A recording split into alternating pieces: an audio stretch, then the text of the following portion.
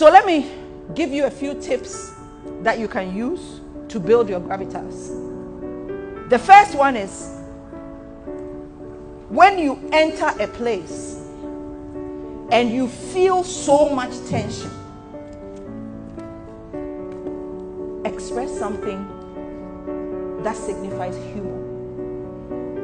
If you're unable to do that, so like I told you about my boss, so you sugarcoat the strength. So you know you have the capacity, but the person is, you feel the person is stronger than you. I don't know whether you meet strong personality. You show humor, or you break them down with a smile, or you call their name, or you give them something of comfort. 4 different things.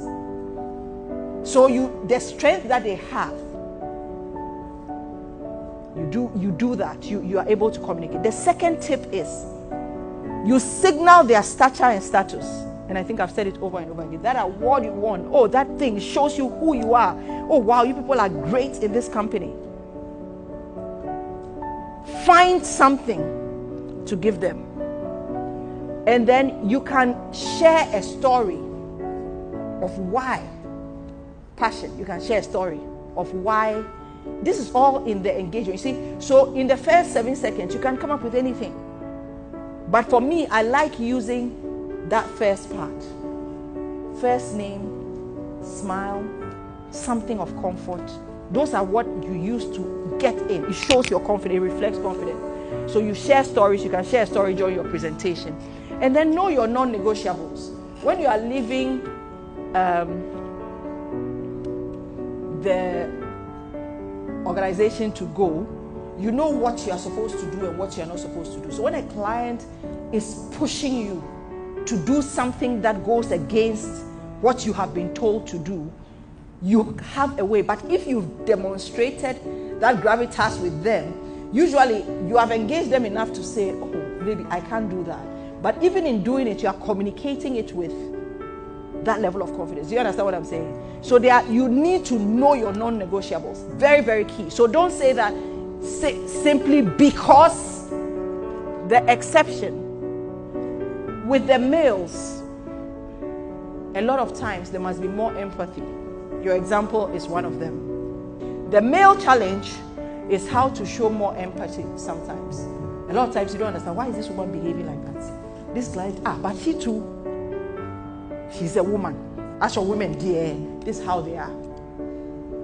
The second one for females is how to demonstrate that I'm even better. Because sometimes females in our culture are not seen as leaders. So it's the exceptions. And then the third one, which is very key, I'll be addressing it in the etiquette very soon. It's about the distinction between corporate versus culture. And let me give you a very standard one. I'll be teaching it during eye contact. But one of the things in our society is, for example, I grew up knowing that when you are growing up, you keep your hands at your back when you're speaking to elders. The second thing you do is that when you're speaking to elders, you keep your head down. You don't look at them because it shows disrespect. That's our culture. But the corporate world is the opposite. When you put your hand at the back, you show a sign of cowardice. When you don't give eye contact, then you show a sign of fear, nervousness, or I can't face you. So you need to be able to distinguish where you are. When you go to Rome, you do what the Romans do. So you don't go against your culture, but when you are at the village, you demonstrate that. You demonstrate that to the old elders. But when you are in the corporate setting, and you go to a corporate setting, even still with certain clients, you have that. But the key thing is to know, yes, I'll come with you in a minute. I'll come to you, Gary. You would need to know where you are and act to conform. Remember, I said conformity to the place is the approach. Sometimes the people who want you to use, let me use the word, bow to them. I use language, verbal language to communicate. Like the 3 magic words. Thank you. I am sorry. Please. Thank you, sir. Yes, sir. But that doesn't mean that I won't look at you. Do you see what I mean? So the bridge is the language and the approach.